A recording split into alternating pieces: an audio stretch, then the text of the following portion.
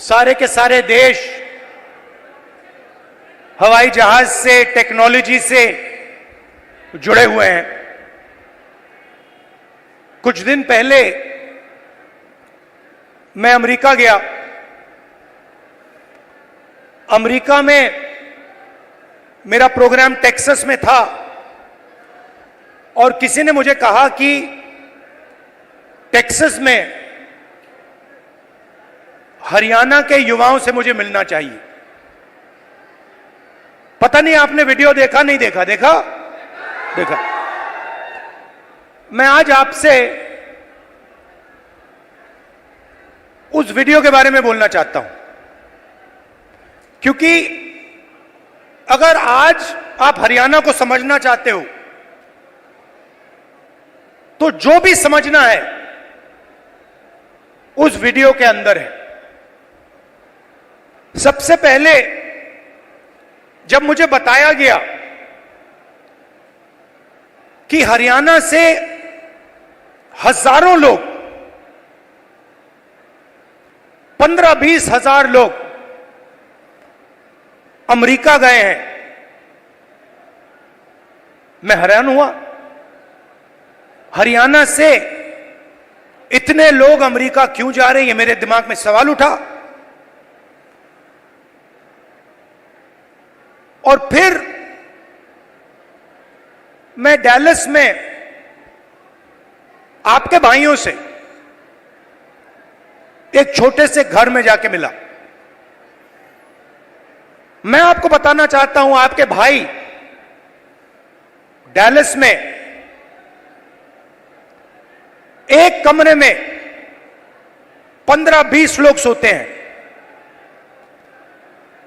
मैंने उनसे पूछा, आप अमेरिका कैसे आए? देशों की लिस्ट दे दी। पहले हम यहां गए, टर्की गए, कजाकिस्तान गए, कजाकिस्तान से साउथ अमेरिका गए, साउथ अमेरिका से एक के बाद एक, एक के बाद एक, एक के बाद एक हम दूसरे देशों से निकले और फिर हम पनामा के जंगलों से निकलकर अमेरिका में जाए। अमेरिका में हमें रोका गया, पकड़ा गया और अब हम अमेरिका में हैं।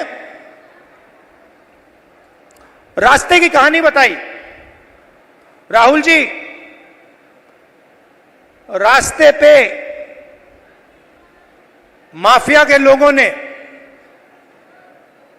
एक बार नहीं, अनेक बार हम सबको लूटा। हम समुद्र में से निकले, जंगलों में से निकले, पहाड़ों में से निकले। हमारे भाइयों को मरते हुए हमने देखा है, जंगल में मरते हुए देखा है, गिरकर मरते हुए देखा है, अपनी आंखों से देखा है। फिर मैंने सवाल पूछा, मैंने कहा कि भैया ये जो आपने सफर किया है, आप अमीर लोग तो नहीं हो। इस सफर के लिए, प्लेन टिकट के लिए, नाव के लिए, गाड़ी के लिए आपने कितना पैसा दिया? अमेरिका में घुसने के लिए आपने कितना पैसा दिया? राहुल जी, कम से कम 35 लाख रुपए अमेरिका में जाने के लगते हैं। फिर मैंने सवाल पूछा, भाई एक बात बताओ, आप 35 लाख रुपए ब्याज लिए हो या आपने अपना खेत बेचा? आधों ने कहा कि भैया हमने अपना खेत बेचा, दूसरों ने कहा हम ब्याज लिए। मैंने कहा किस रेट पे ब्याज लियो? कहते हैं 2% प्रति महीना। फिर मैंने पूछा, भैया एक बात समझाओ, आपने 30 लाख, 35 लाख, 50 लाख कर्जा लिया है, आप अमेरिका जा रहे हो, 50 लाख रुपए से तो आप हरियाणा में ही बिजनेस चला लोगे। जैसे मैंने ये बात बोली हंसने लग गए, कहते राहुल जी क्या बोल रहे हो आप? 50 लाख रुपए से हरियाणा में बिजनेस नहीं चालू हो सकता है। अगर हमने 50 लाख रुपए, ये 50 लाख रुपए हरियाणा में बिजनेस चालू करने के लिए लगा दिए होते तो हमारा बिजनेस फेल हो जाता। किसी ने मुझे यह भी कहा कि राहुल जी मैंने ट्राई किया, फेल हो गया, बेरोजगारी है, महंगाई है। और जब उन्होंने मुझे बोला, मुझे दुख हुआ, उन्होंने बोला राहुल जी हरियाणा में हमारे जैसे लोगों के लिए अब कुछ नहीं बचा है। अगर एक युवा गरीब है, अरबपति का बेटा नहीं है, तो ना उसे बैंक लोन मिल सकता है, ना वो बिजनेस चालू कर सकता है, ना वो पब्लिक सेक्टर में जॉब पा सकता है, ना वो आर्मी में जा सकता है। एक के बाद एक, एक के बाद एक, एक के बाद एक, एक के बाद एक सारे दरवाजे आपके बंद कर दिए गए।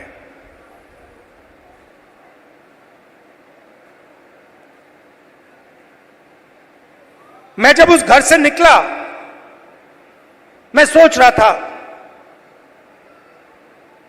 कि अगर इनकी ये हालत है तो इनके बच्चों की क्या हालत है। ये तो यहां है, कोई ट्रक चला रहा है, कोई जॉब कर रहा है, पैसा कमा रहे हैं। मेरे माइंड में आया कि इनके बच्चे क्या कर रहे हैं, इनकी फैमिली क्या कर रही है। कमरे में मैंने बात उठाई थी, मैंने कहा कि आप फैमिली से मिलते हो?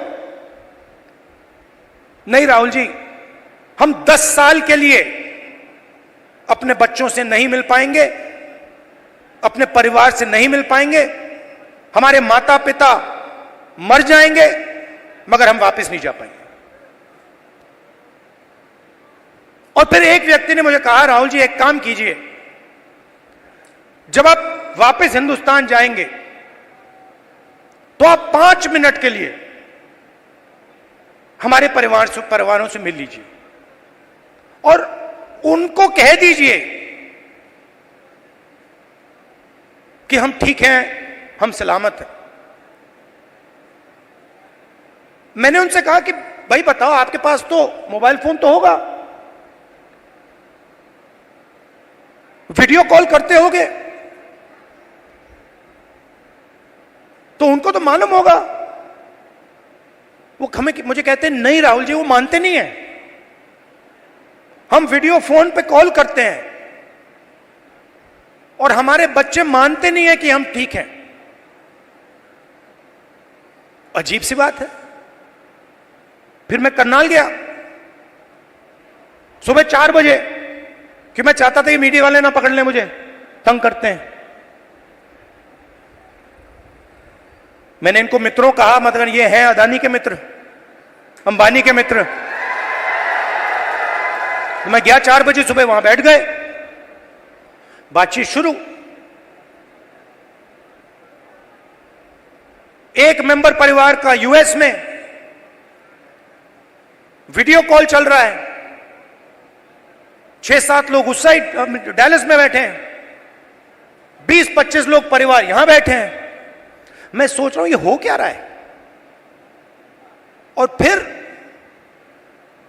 छोटा सा बच्चा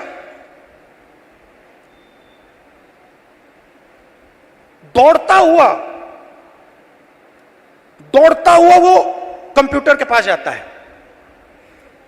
कंप्यूटर को ऐसे पकड़ता है और इतनी जोरों से चीखता है कि मैंने मतलब शायद अपनी लाइफ में ये चीख नहीं सुनी। कांपता हुआ चीखता है, पापा पापा पापा वापस आओ। और पिता कुछ नहीं कह पाता है।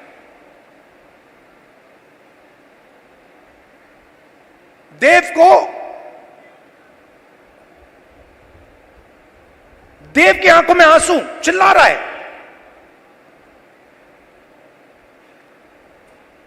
और पिता हजारों किलोमीटर दूर मुस्कुराने की कोशिश कर रहा है, नहीं मैं ठीक हूं। किसी ने कहा बच्चा इमोशनल हो गया। मैंने माइंड में सोचा कि इमोशनल हो गया, इसके हर रोज सीने में छुरे लग रहे हैं। इमोशनल शब्द का क्या मतलब है? वो अपने पिता को 10 साल के लिए नहीं देखेगा, छू नहीं पाएगा, गले नहीं लग पाएगा।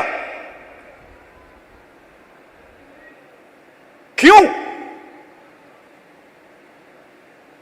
क्योंकि हरियाणा की सरकार ने हरियाणा को नष्ट कर दिया है, खत्म कर दिया है। वो देव की चीखें नहीं थी, वो हरियाणा के हर युवा के चीखें हैं। और जब वो बोल रहा था, मैं सोच रहा था कि इलेक्शन सब कुछ ठीक है, मगर हरियाणा में जो लाखों बच्चे इस प्रकार से रो रहे हैं, चीख रहे हैं, कांग्रेस पार्टी का काम उनके आंसू को पोंछने का है, उनके चीखों को बंद करने का है।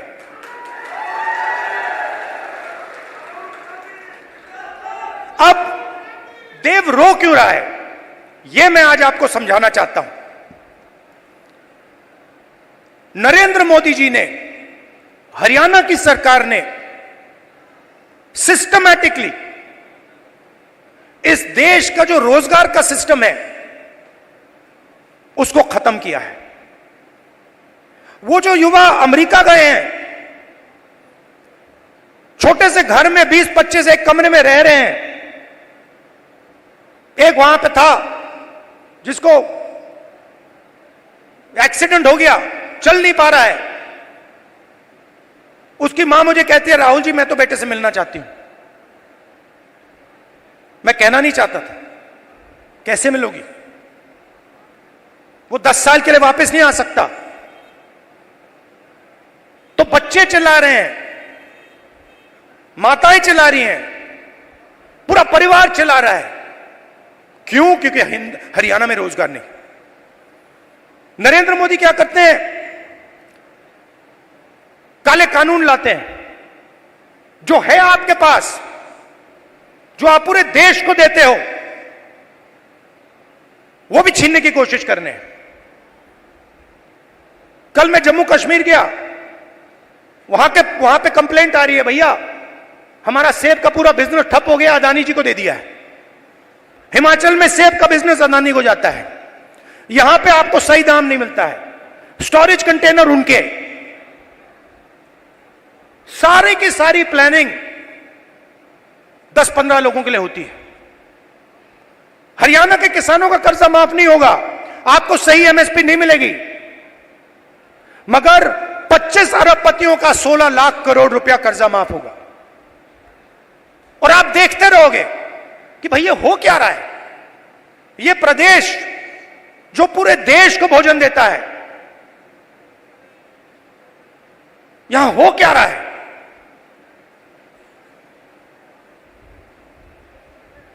हरियाणा में ड्रग प्रॉब्लम है।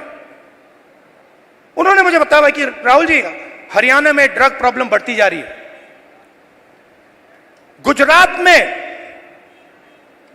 अदानी के पोर्ट में हजारों किलो ड्रग्स पाया जाता है। आपने देखा 3000 किलो हेरोइन उनके पोर्ट में पाया जाता है। किसी को सजा हुई? मीडिया में लिखा एक शब्द नहीं। एयरपोर्ट उनको चले जाते हैं, पोर्ट्स उनको चले जाते हैं, मोबाइल फोन चलाओ जेब से पैसा उनको जाता है, सड़कों पे चलो जेब से पैसा उनको जाता है, हवाई जहाज में जाओ खरीदो, सारा का सारा उनके हाथ में। आपके लिए क्या? गलत जीएसटी, नोटबंदी। क्यों? क्योंकि छोटे व्यापारियों को, स्मॉल मीडियम साइज बिजनेसेस की हत्या करनी है, खत्म करना है। क्यों? क्योंकि ये 10-15 लोग चाइना का माल हिंदुस्तान में बेचना चाहते हैं, बनाना नहीं चाहते। जो आप काम करते हो, जो छोटे बिजनेस वाले करते हैं, हाथ से बनाते हैं, वो नहीं करना चाहते। जो हिंदुस्तान में बनाता है उसको खत्म करना चाहते हैं, और चाइना का माल हिंदुस्तान में बेचना चाहते हैं। लिस्ट निकालिए कंपनियों की, चाइनीज कंपनियों की लिस्ट निकालिए और देखिए उनका हिंदुस्तान में पार्टनर कौन है। चाइना के युवा को फायदा मिल रहा है, चाइना की सरकार को फायदा मिल रहा है, अरबपतियों को यहां फायदा मिल रहा है, नरेंद्र मोदी जी की मार्केटिंग हो रही है और देव चिल्ला रहा है, चीख रहा है, मेरे पापा को वापस लाओ, मुझे अपने पापा चाहिए। मैं सोच रहा था जब मैं घर जाऊंगा मैं देव के लिए थोड़े खिलौने भेजूंगा, फिर मैंने सोचा क्या मतलब, खिलौने से क्या होगा, फुटबॉल से क्या होगा, क्रिकेट बैट से क्या होगा, वो तो अपना पापा चाहता है। तो ये हरियाणा की हालत है और ये हम बदलना चाहते हैं।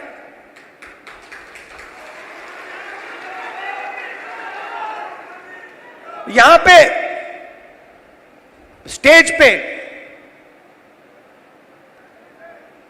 पुनिया जी बैठे हैं, कहां है ये और इनके जैसे लोग गोल्ड मेडल पाते हैं। मैं इनके जिम में गया, ये 24 घंटा लगे रहते हैं,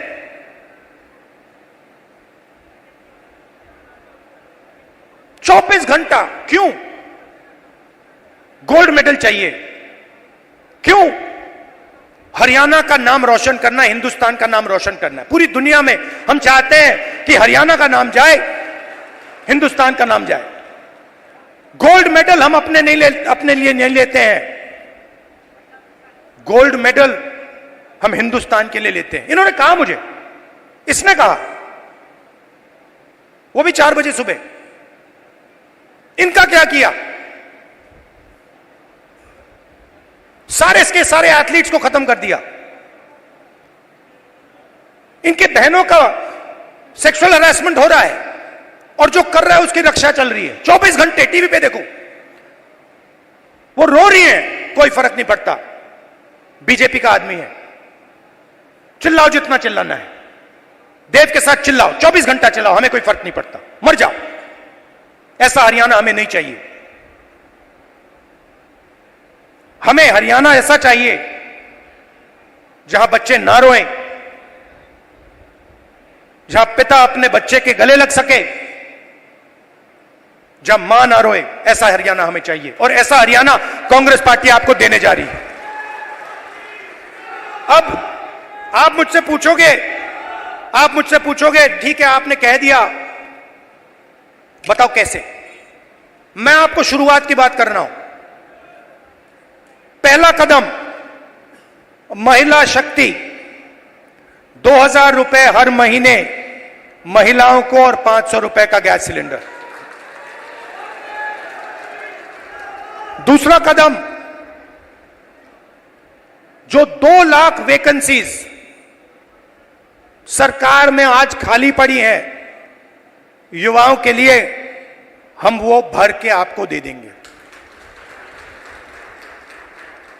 किसान को एमएसपी गारंटी करके हरियाणा की सरकार देगी और जो आपका बीमा का पैसा है वो आपको एकदम मिलेगा। जैसे ही नुकसान होगा उसके एकदम बाद आपको बीमा का पैसा मिलेगा। गरीबों के लिए घर, 100 गज के प्लॉट और 3.5 लाख रुपए दो बेडरूम के घर के लिए और 300 यूनिट फ्री में बिजली। मगर ये लड़ाई सिर्फ हरियाणा की नहीं है, मैं आपको बताऊं, ये लड़ाई हिंदुस्तान की लड़ाई है और ये लड़ाई कॉन्स्टिट्यूशन को बचाने की लड़ाई है। मैंने इसके बारे में बहुत सोचा है, ये हो क्या रहा है, ये बीजेपी के लोग कर क्या रहे हैं। ये कॉन्स्टिट्यूशन पर आक्रमण कर रहे हैं। जो हिंदुस्तान के गरीब लोग हैं, कमजोर वर्ग के लोग हैं, कॉन्स्टिट्यूशन उनकी रक्षा करता है और बीजेपी कॉन्स्टिट्यूशन को मिटाने की कोशिश कर रहे हैं। वो कह नहीं सकते, ऐसे स्टेज पे आकर वो कह नहीं सकते कि हम कॉन्स्टिट्यूशन को मिटा देंगे, मगर वो करते हैं। सारी की सारी संस्थाओं को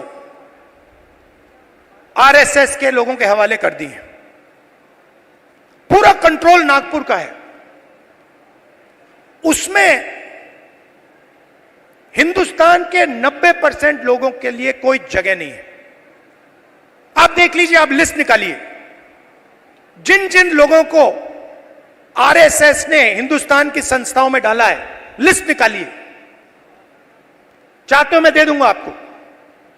उसमें ना आपको एक ओबीसी मिलेगा, ना आपको एक दलित मिलेगा,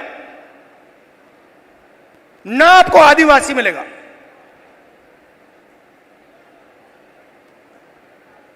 तो खोखला कर रहे हैं देश को। इलेक्शन कमीशन में अपने लोग, ब्यूरोक्रेसी में अपने लोग, मीडिया में अपने लोग, इंटेलिजेंस सर्विसेज में अपने लोग, और 90% हिंदुस्तान के लिए कुछ नहीं।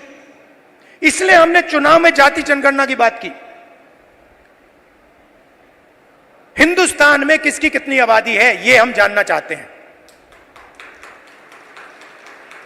अब इसमें कोई गलत बात तो नहीं है। जैसे चोट लगती है, आपको पैर में चोट लगती है, डॉक्टर कहता है भैया एक्सरे कराओ, चेक कराओ। हम सिर्फ यह कह रहे हैं कि भैया चेक कराओ, इस देश में दलित कितने हैं, आदिवासी कितने हैं, पिछड़े कितने हैं, गरीब जनरल कास्ट के कितने लोग हैं, यह पता लगाओ। कभी आरएसएस कहती है करना चाहिए, अंदर से कहते हैं भैया ये मत करवा देना, सच्चाई निकल आएगी। सच्चाई क्या है कि 90% लोगों के पास कुछ है ही नहीं। 250 सबसे बड़े बिजनेसेस देख लीजिए, लिस्ट निकालिए, उनकी मैनेजमेंट की लिस्ट निकाल लीजिए, उनके सीईओज की लिस्ट निकाल लीजिए, ओनरशिप जिसके हाथ में, उनकी लिस्ट निकाल लीजिए। आपको उसमें एक ओबीसी, एक दलित, एक आदिवासी मिल जाए तो मुझे बता देना, मैं उसको अभी भी ढूंढ रहा हूं। कॉर्पोरेट इंडिया में 90% हिंदुस्तान का एक भी व्यक्ति नहीं है। गरीब जनरल कास्ट भी वहां आपको नहीं दिखेगा। सिलेक्ट लोग हैं। अदानी जी का बिजनेस है, हजारों बिजनेस उससे कनेक्टेड हैं, वो सारे के सारे कोई ना कोई परिवार का आदमी है। भाई कुछ करता है, बहन कुछ करती है, फैमिली बिजनेस है। ऐसे ही बिजनेसेस है। 250 में से आप मुझे नाम दे दो दलित का, आप नाम दे दो आदिवासी का, आप नाम दे दो पिछड़े का, नहीं है। ब्यूरोक्रेसी में देखो, हिंदुस्तान की सरकार को 90 लोग चलाते हैं, सेक्रेटरी कहलाते हैं,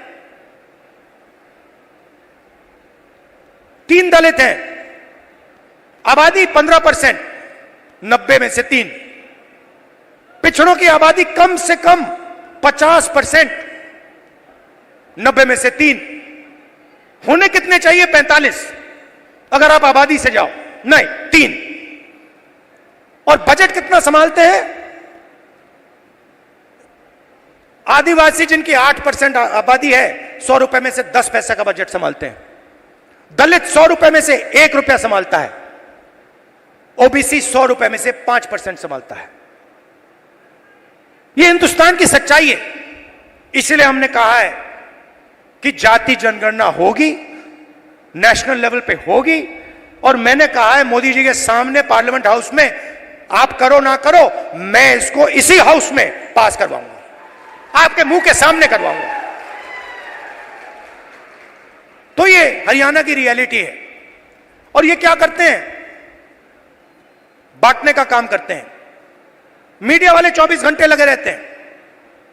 एक जात को दूसरी जात से लड़ा दो, एक धर्म को दूसरे धर्म से लड़ा दो, और पूरा का पूरा फायदा अदानी को पहुंचा दो।